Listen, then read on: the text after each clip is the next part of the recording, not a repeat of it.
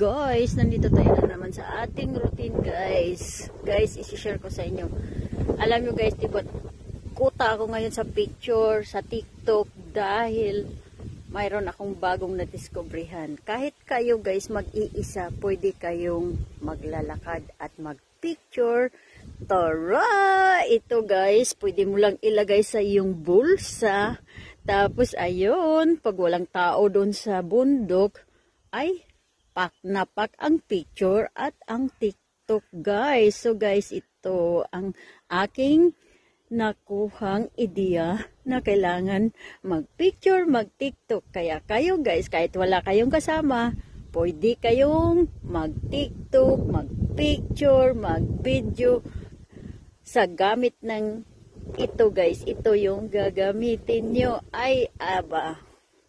Kaya pak na pak ako ngayon sa picture. At saka wala masyadong naglalakad ngayon guys kasi linggo. So ayan guys. So magpipicture tayo dyan guys.